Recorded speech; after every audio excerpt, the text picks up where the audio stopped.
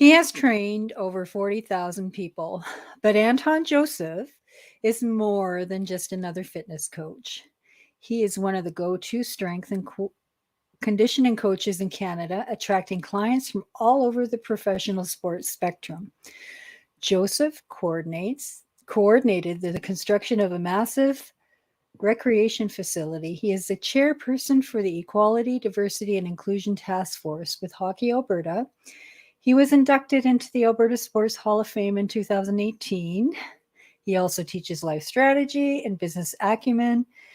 Anton is the complete package. Please welcome Anton Joseph. Well, Deb, you know how to make a black man blush, I tell you. That I is cannot awesome. say Thank I've you. heard that before. So Anton, tell us a little bit about I mean I know some of it, but tell us a little bit about your background in sports. Well, I was lucky enough years ago to be able to participate in sport and to be able to participate in a number of different sports. I wrestled at the national level, played rugby at a provincial level, and then played football at a high level as well. And I was lucky enough to have a lot of individuals that saw something in me because I came from a family that didn't have a lot in terms of resources financially. But I had a lot of people that saw something in me and said, you know what, just come out, just take part, just try this sport. And as I started participating and started taking part, I realized that, one, I can leverage sport as a vehicle to get my education. And then two, leverage sport to meet a number of individuals that I would have never met. So, I owe a lot to sport for sure.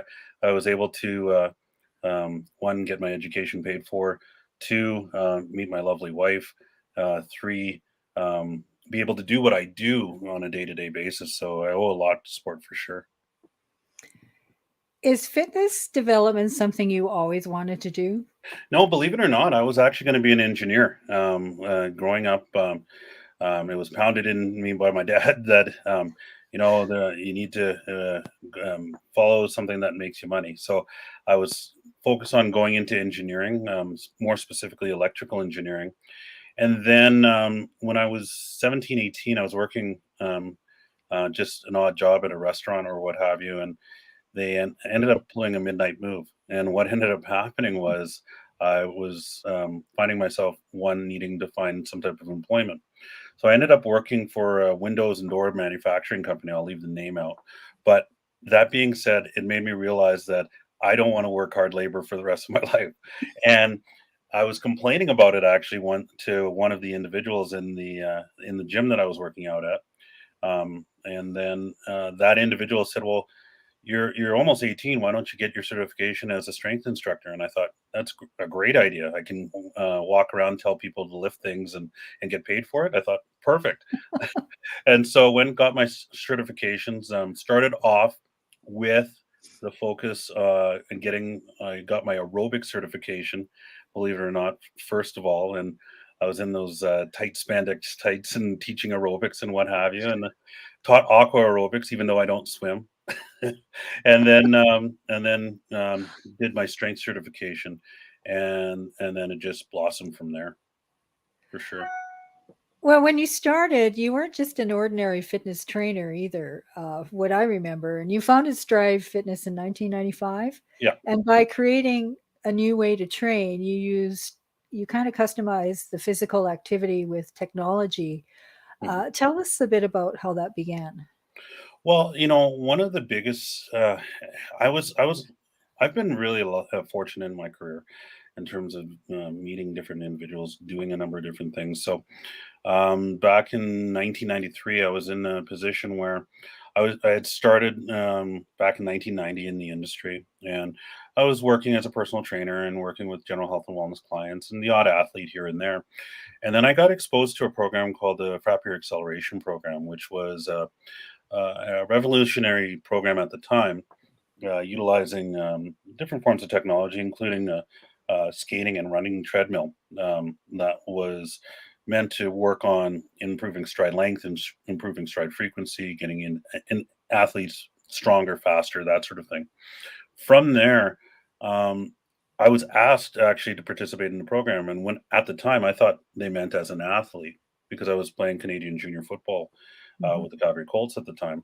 But then they had meant as an instructor, and prior to 2000 or 1993, sorry, I was in a position where I had my certifications, but I hadn't had any formal post-secondary education yet, meaning that I hadn't gone to university. So I was really fortunate enough to be surrounded by all of these exercise physiologists and individuals that had gone to school specifically for fitness. And I ended up coming out of the program one of only a handful of individuals that continued on with that program. And throughout, we were able to work with so many individuals, including guys like Gary Roberts, Joe Newendike, Trevor Kidd, Ron Stern, Sandy McCarthy, Haley Wickenheiser. I had a chance to work with Haley when she was 15 before, right when she made the national team at age 15. So um, it led to a number of different opportunities as it relates to athletic development, and it helped really cement where I wanted to go in terms of my career and how I wanted to go in terms of working with athletes and development of people. So is that how you kind of set yourself apart from the other millions of fitness trainers in the beginning? Well, I never really, I've never really been one to worry about what everybody else was doing. And so it, a lot of the stuff that we did at the time in terms of instruction and training, we just kind of did because that's what we thought was right. I've got a couple good buddies, Duff Gibson, for example. Duff went on from Lindsay Park, or now known as Repsol. He went on from there to win a gold medal in the Olympics. Kelly Forbes, another great buddy of mine, went on from working there to working with the San Antonio Spurs in the NBA. He's currently there. So, it's neat to the group of individuals that we had were all like minded and we are all driven and all focused. A little bit crazy, a little bit intense, and very, very driven. It's funny because to prepare for our seasons, Kelly was playing basketball at the University of Calgary and was a junior national team player. And I was playing football down at Minot State at the time. And for preparation, we would play full court one-on-one games and literally chase each other up and down the court, back and forth for hours. So we did things. We did things that others wouldn't, so that we could do things that others can't. To steal a quote from Jerry Rice, there. Right. So, tell us a bit about that construction aspect. How much goes on behind the scenes to It take a vision and put it into physical form? it's like art. You've gotta it's like being a politician, one, because you're dealing with contractors and trades who speak a certain language, and when it comes down to it, anytime you're doing any type of construction, um, there's going to be issues, there's going to be bumps along the road. And so I took it upon myself every Friday to show up with some pizza and beer to the work site, and part of that was because I knew that if I could work on developing a strong relationship with the trades people that were there on site, we could get things moved or adjusted or modified if necessary without having to put forth change orders and huge expenses. So one of the challenges when dealing with architects is that they have a great visual concept or artistic concept of what things are supposed to look like, but no practical experience. Case in point, for several of the power outlets that were designed for the space, they put them in the middle of where windows were supposed to be. So, so with that, you have to work with the tradespeople in order to get things done. And I'm not I wasn't at the time as well versed in terms of construction, but you've got to gain a really good understanding of what's happening to oversee a project as we did. And we managed to get the facility up and from base building to putting up demising walls and up and operational within 3 months. Wow. So it was hell. But that being said, we were able to get it done a lot faster than most. And if you can do that, when you're negotiating your lease, you only are allotted a certain amount of time for build out.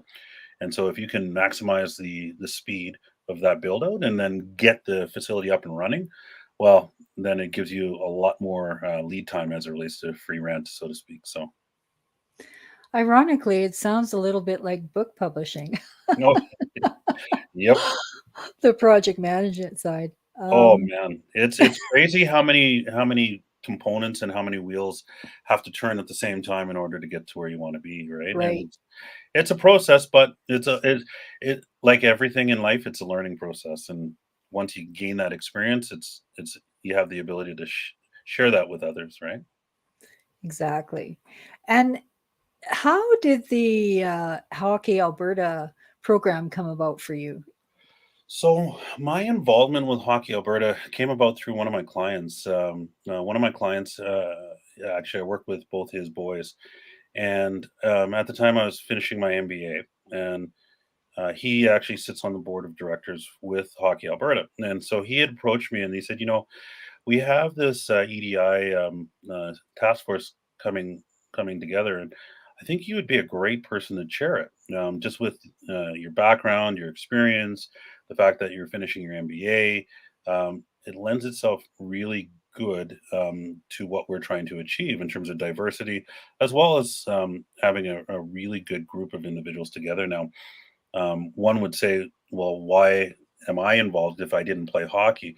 Well, with my experience over the years and the thousands of athletes that I've trained and the teams and organizations that I've worked with, I've been able to really get a good grasp of the culture of hockey and some of the things that have gone on and that go on as it relates to the locker rooms and the culture and that sort of thing. So um, they felt that it was a good fit. And so I was able to meet with the CEO of Hockey Alberta and have a great conversation as it relates to my philosophy, my thoughts, and I was fortunate enough to be asked to lead the task force, and we've been able to do some really good work over uh, the last year, and we've got some big things coming, including finishing up our overall survey that we're doing with the hockey population. Hmm. Strive Fitness in 2019 partnered with the CAP Corporation, Mhm. and you implemented the CAP's safety standard for concussion prevention. Tell me more about that program.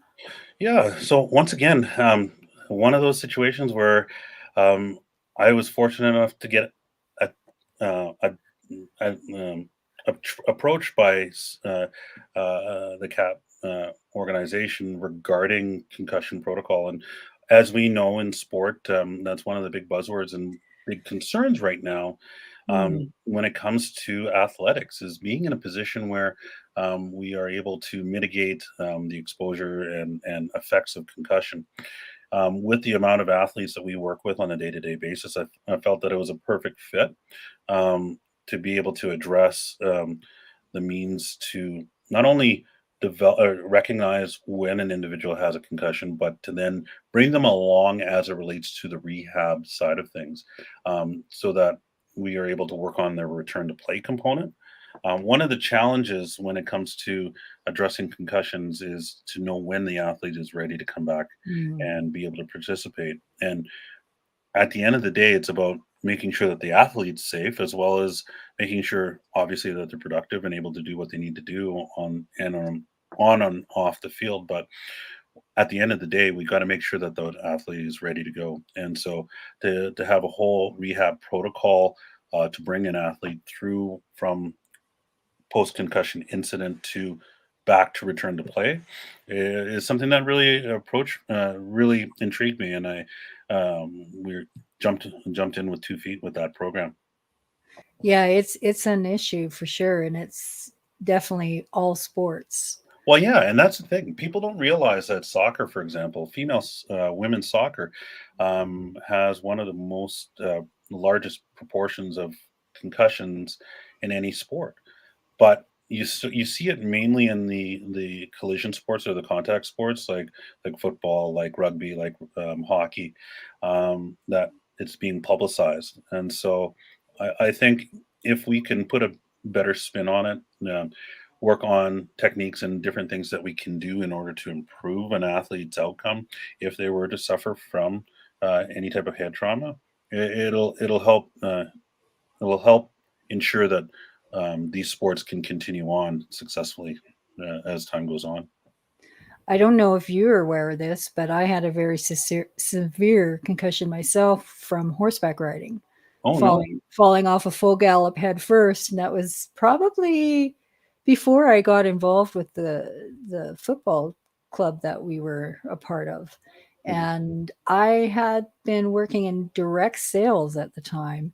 I mhm. had to leave direct sales and eventually go into retail because the driving part used to used to knock me out. I'd be okay for 3 days and then I'd be in bed for 2 days. Yeah. So I can't remember how long it took to sort of recover from it, but I think it took about 11 months, because it happened, I think, in January. And it was about November when I realized, oh, I'm not getting those headaches anymore. So, but there's still today, and that was back in the 80s, and still today there's residual. So yes, concussion is very serious, and Well, I'm it's so glad amazing. to see that this program is available for Hockey Alberta, Well, actually, or it's not for through all the Hockey sports, Alberta. rather, Yeah, all the it's sports. through Strive. And one Yeah. one of the things that we try to do is, you know, we try to go where athletes and where things haven't been before. For example, one of the things that I've done in the past, for example, was athletic training, was introduce Olympic lifting with some of our soccer players. And I remember Thomas Niendorf was involved with the Calgary Storm and a number of other organizations here in town, and currently has an academy out in Victoria. When I approached Thomas about doing the Olympic lifting, he said, Anton, in his strong German accent, there's nobody in Canada doing this. And so Mm. he also is a player agent, so he had an opportunity to go to Europe and work with a number of organizations there. And he came back and he goes, Anton, they're doing this with kids as young as 10 in terms of working on their technique and that sort of thing. I said, yeah, I know, Thomas. He goes, there's no one else in Canada doing this. I Huh. go, yeah, I know, Thomas. He goes, this is good because we're able to push the envelope a little bit and Yeah. change things. I've been lucky enough to have, I would say, close to at least 70 to 80 kids that end up becoming professional athletes that I was working with. And to have had a hand in terms of their athletic development is huge for me. It gives me the opportunity to really help people see who they could be physically and what have you. Like I've had, for example, Mike Shiroka, for example, who was drafted 28th overall in the MLB draft out of Calgary, end up getting drafted in the MLB. Won a World Series this year and with Atlanta. Individuals like Gary Roberts, I mentioned, but Ryan Getzloff, who at the time ended up 18th overall and drafted, and Braden Coburn, part of the draft as well. So, it's neat to see those. I call them kids, even though they're 30 some odd year old men now. It's neat to see them grow as athletes and do the things that they've been able to do, and to know that I've had a hand in that for sure. Yeah, that's pretty cool. And you've got programs like the Fitness Industry Council of Canada, which is a voice and advocate for the fitness industry, and then their government program Participation Mhm. that promotes healthy living. How important are programs like this overall? Well, one of the challenges that most individuals have is direction, right? And support. There's a ton of resources out there as it relates to health and wellness, participation. you mentioned those organizations. Another organization that's huge is Kids Sport, for example, to Mm, be in a position where they provide funding for kids to participate in amateur sport. All of those things are key to one, keeping people out of trouble. One, and kids, and as it relates to the kids sports component, but two, giving people direction and education on where to go and what to do and how to do it and to be cost effective. I was one of, like I said, one of those individuals growing up where I didn't have the financial resources to participate in sport, but I was lucky enough that I had coaches and mentors and individuals that saw something in me and said, you know what, don't worry about the registration, just come out, or just take part, and we'll worry about things, everything else later. And like I said, it gave me my career path. It gave me my direction. I think sport, as well as fitness, um, can ground people and give people um, the ability to deal with things when adversity hits. And let's face it, adversity mm, hits us at all points in our lives. right. But if you're physically strong and mentally tough, you can deal with it. And it's just a matter of figuring out what gaining your strength, whether it's by lifting iron or going for a run or going for a walk or doing something in order to gain that perspective, right? And you've been 30 years in the sport and fitness industry, and it's huge. The 2020 stat is from Statista is that the global gym market is worth $96.7 billion with Mhm. 184 million gym members. So, over these years, what are some of the changes that you've seen in the fitness industry at this time? Well, a couple things. One, gone are the days where you just have muscle bound guys that are in the gym just working out and what have you. So you're seeing all different populations. For example, I have, well, one of my clients that participates in group training 3 days a week. She's 79 years old, Oh, right? cool. And so you have all different ages, all different backgrounds, all different experiences taking part in the gym industry. The other thing that I've noticed is less of a focus on aesthetics per se. Not to say that aesthetics isn't a major motivator for some individuals, but it's more of a healthier lifestyle mantra for a lot of the individuals. Even though people want to feel comfortable in their skin and that sort of thing. The other aspect I would suggest is that there's a big push on creating community within facilities now.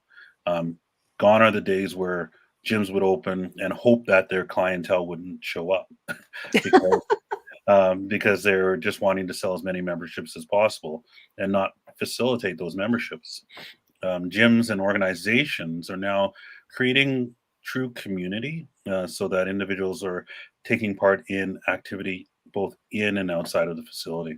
And that's one of the most exciting things, too. It's neat to see people in different environments just outside of the facility, right? I have individuals that I've known for years that we've worked with that I'm now training their kids or working with their friends and family, and we don't actually advertise a lot. It's just mostly word of mouth. And because of the relationships that we've been able to build, it's helped grow our business. Unlike a lot of gyms where, like I said, they don't necessarily want you to come back. And in Europe, Eurostat reports 28% of Europeans exercise maybe 5 hours a week. It doesn't sound like much. I'm not sure what the stats are in North America, Mhm. but you just can't generalize a program for everybody, can you? I mean, 5 hours a week may be great for some other, like for non-elite athletes, that is. Mhm. But some like the 79-year-old, she may or may not be able to do 5 hours a week. But So, it's insane how good a shape she is. And, it's funny because trying to show me up, are you? well, it's funny because I had a client, for example, she was, this was another client who was, I would say, in her mid 60s at the time. And one of my soccer kids showed up. at the wrong time. And rather than send him away, my female client, she said, well, why don't he just work out with me? And she buried him. She absolutely buried him in terms of the workout itself, to the point where he ended up having to go throw up and come back. And it was one of those situations where it, it was funny because a couple of weeks later she had asked me, Anton, when am I going to get into being in really good shape?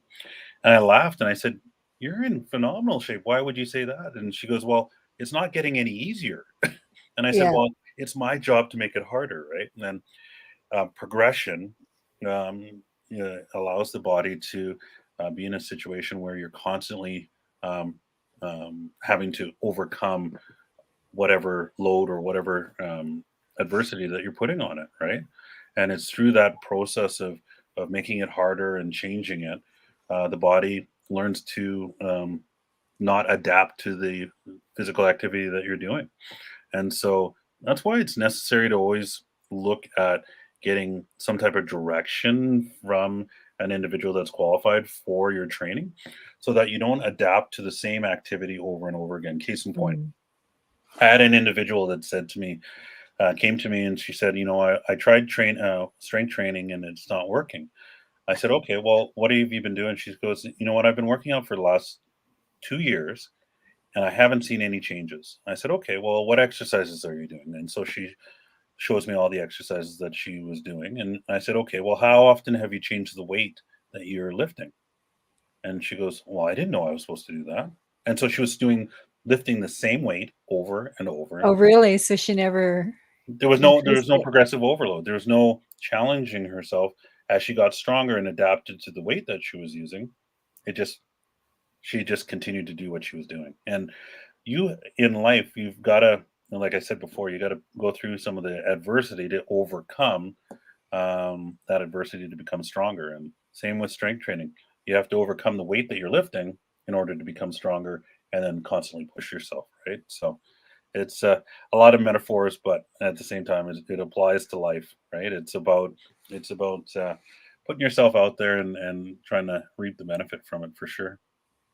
But it isn't just about being the perfect specimen for the cover of Vogue or Men's No. Fitness magazine.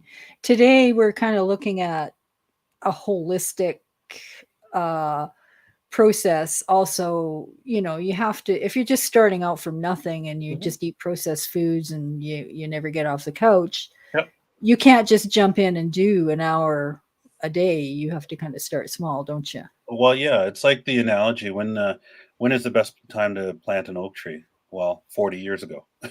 When is the next best time? Today, right? And so to get started, the key is to not to try to jump in and where you were 20 years ago or 15 years ago or whenever. It's do what you need to do in order to push yourself today and then take one more step forward and one more step forward. So often you see the big push in January. Everybody and their dog is into fitness and ready to go. I actually get busy the usually the second or third or fourth week in January. That's because most people try to do it on their own and Mhm. then they fail and then they call me. I'm like the cleanup crew. I come and clean up everybody's mess and deal with the injuries and deal with some of the things that they've put themselves in. And but at the same time, it's about direction, right? Mm. And then it's also looking at diet and nutrition and mobility and cardiovascular fitness, and there's a whole gamut of things that need to come together in order to affect change physically. Inclusive fitness is a term being used lately. What does that mean? Well, you know, I would suggest inclusive fitness means about being in a position where you are looking at as many different components of your overall fitness level and being in a position where you're including activities and opportunities that you can do in everyday life, all right, as opposed to being in a position where you're just going to the gym, you're just working out, what have you, you're doing the things that, like for example, we're fortunate enough to be in a position where we have the Rocky Mountains and some of the best best scenery in the world. what good is lifting a dumbbell or working out when you can't go for a hike or Mm. go for a bike ride or do the things that are necessary in order to enjoy that experience. So that's my definition of it. Being in a position where you're able to extract from all different areas and affect your overall health and wellness, and be able to actually enjoy life, and live your life, as opposed to just being so specialized in one specific area. Mhm.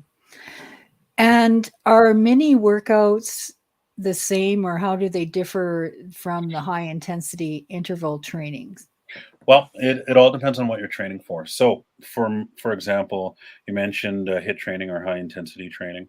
Um, Everything is meant to tax the body in some way, shape, or form. And like I said before, it's based on your overall and current fitness level. So, if you're in a position where you're a high performance athlete, you've been training for X amount of years, you still can be pushed as it relates to your physical conditioning. It's going to be at a higher level than just your average individual that's just getting involved in terms of fitness. Um, Based on your needs will dictate what your needs and your goals will dictate what type of program you're going to do. So, say for example, my goal is to run a marathon. I'm going to train completely different in completely different systems than I would, for example, to put on muscle mass and to get bigger and stronger for football. So each program is going to be unique based on uh, goals and based on your your intensity and what you want to do with your fitness level. Um, so often, and I always say this when a new client comes in, I tell them, tell me what your dreams are. They said, Mm. well, I want to lose a little bit of weight and I want to do this and I want to, and I said, no, no, be in a position where you quantify what you want. That way, you're in a position where it's like going on a road trip. If you don't know where you want to be, where you want to end up, and you're just driving aimlessly, how are you going to Mm. end up getting anywhere, right? It's it's about figuring out what that goal is, and then it's my job as a strength conditioning coach to lay out the road trip to get you to that destination as quickly as you possibly can be, right? And from there, we're going to have detours along the way. We're going to have situations where you might have uh, an issue come up in your life, or you might be in a situation where you have an injury or this or that. And it's my job to get you back on that road and get you back to where you want to Mm. be. Well, Forbes also describes the future of fitness as being in three categories: virtual and at home training, Mhm, emerging of fitness and wellness, and diversity. mhm. So, does that sound about right?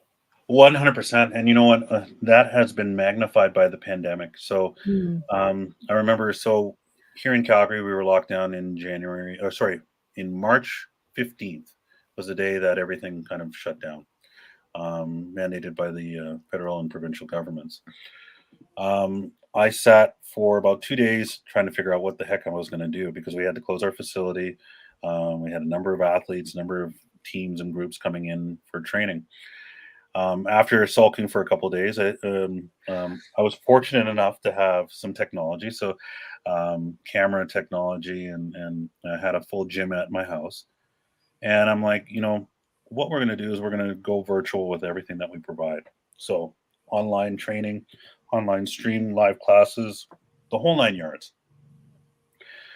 Within about 2 weeks, after, like I said, after moping and trying to figure out what I was going to do, believe it or not, we had anywhere from 50 to 100 people per session online. Wow. It was opened up to one of our soccer partners, Calgary Southwest United Soccer, who has several thousand kids, and they just put a blank email out to say invite individuals out. We ended up filling up with 100 people within seconds, and so I was running both private sessions and group sessions anywhere from 6 to 8 hours a day, 6 days a week out of my basement. And I started thinking, this is amazing because there were some individuals that I'd never met and that I still haven't met that I've had started working with as clients, Mhm. including teams and organizations, and so it was a phenomenal opportunity. That being said, there were a lot of gyms that closed down. There were a lot of gyms that went bankrupt. There's a lot of individuals that left the fitness industry because of the adversity. But it's amazing what happens when I always say hard work beats talent when talent doesn't work hard. If you can be in a situation where you put your mind to work and figure out what you want to do and how you want to go about it, you can solve anything, any problem. But technology also made me realize that I could train and work with individuals from anywhere in the world, and it's countless the amount of Yeah. individuals that you can affect if you put your mind to it. Yeah, with the diversity part, I think it would be kinda cool to see drag fitness classes too. That would be interesting. That would definitely be interesting. You know what, and it's funny that you mentioned that because I've had individuals of different orientations and what have you take part in fitness programming. I remember one of the individuals had said, I was complaining, or I was saying how Sign me up when you do. well, it's funny because Honestly. I was measuring my one of my quads and it was like 25 inches and one of the guys had said, you know, 25 inches, my waist is 25 inches. And so we're sitting there measuring waists and quads and all that stuff. It's funny. But fitness is not something that is fitness is something that is universal. It's not something that is necessarily fits in one box and is only for a certain type of individual. You're seeing fitness going mainstream, especially with social Yeah. media, TikTok and Instagram and Facebook have really propelled and made it okay for individuals to provide instruction remotely and to be in a situation where it is sought after as it relates to a healthier lifestyle or like I said, feeling better in your skin. I think the challenge though is making sure as a consumer that you're getting the right information based Mm. on what your goals and aspirations are and then not falling for some of the fads and some of the hocus pocus that's out there as it relates to the fitness industry. As you mentioned, it's a multi-billion-dollar industry. Some Yep. good, some really bad, but Yep. the key is to be in a situation where, as a consumer, you really just decide who and where you're going to get your information from. So it's not easy to get up for a workout for anyone, like Nope. that client of yours said, it's harder every time. As a trainer, Hmm. how do you do it? Don't you just wanna stay in bed some days? Well, I'm up at 4:30, 5 o'clock every morning, and you know what? Part of it is just from habit. I've had clients that have trained that early and what have you, and so my first client is usually around 6, 7 o'clock in the morning. So I'm crack of dawn up, and people ask me, "Well, when do you go to sleep?" And I say, "Well, you know what, 10, 10:30 at the latest." But it's about routine, and Yeah. if you can create a routine where you're doing something positive with it, even though it doesn't feel it with the first first week or first month. If you can create that routine, it becomes habit, and habit becomes reward. And so often we don't give ourselves a chance to be successful because we come up with reasons and excuses why. Mhm. Um, like anything in life, uh, I could I could have complained and said the first year that I played football, for example, back in high school or back in bantam football, I was 94 pounds. My mom went to one game that I ever played, and uh, I played bantam, played 3 years high school, played 5 years Canadian junior, played 4 years U.S. college. My mom went to one bantam game, and she thought I was going to die on the field, so she didn't want to witness it, right? And so I could have come up with an excuse and say, you know what, I'm too small, I can't play. But I decided, you know what, I was going to do what I needed to do in order to learn how to get bigger, stronger, and faster in order to play. So I started working out. And from there, 5 days a week, I continue to work out and get stronger and stronger and stronger. Just like one of my clients, he had said, Anton, I only gained 5 pounds a year, but unfortunately, it was over 20 years. And so all of a sudden, he went from 200 pounds to being over 300 pounds. And like I said before, it was a habit. He had a habit of Mm. not eating throughout the day, drinking a full carafe full of coffee all day, and then would eat a massive meal and go to sleep.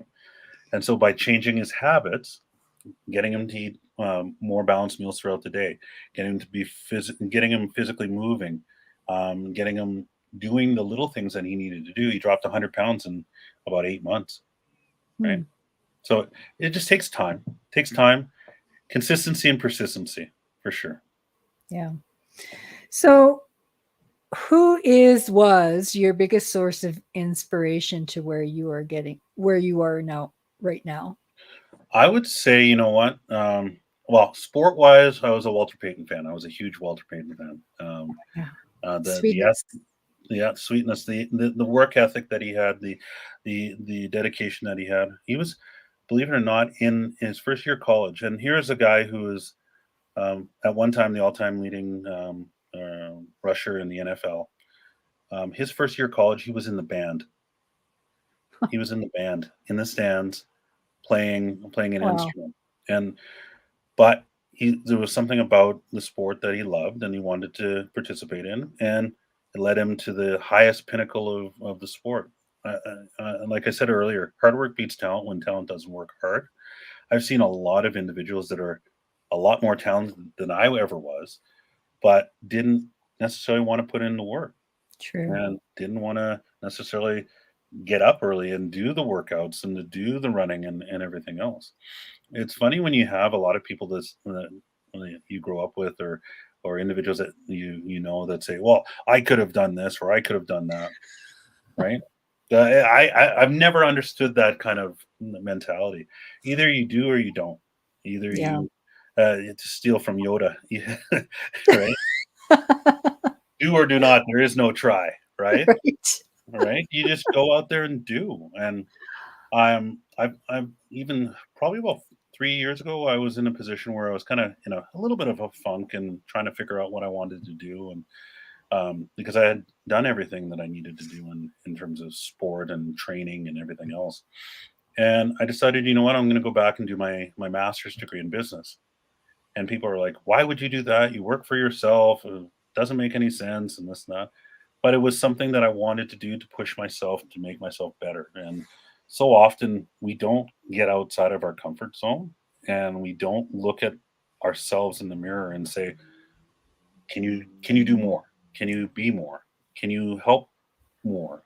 And um that being said, it almost killed me. It was hell, but I got it done, and it's something that I'm very proud of. And the next step is to constantly push myself to learn. And I advise individuals, if you're out there not kind of figuring out what you want to do, outside of your comfort zone. Do something that you would never think that you would do, because it'll give you that ability to really look at yourself and be proud of what you can accomplish. Well, that is a very perfect way to end this broadcast. Thank you so much, Anton. Well, thank you for your time, and thank you so much for inviting me. It was a pleasure. Absolutely. Mhm.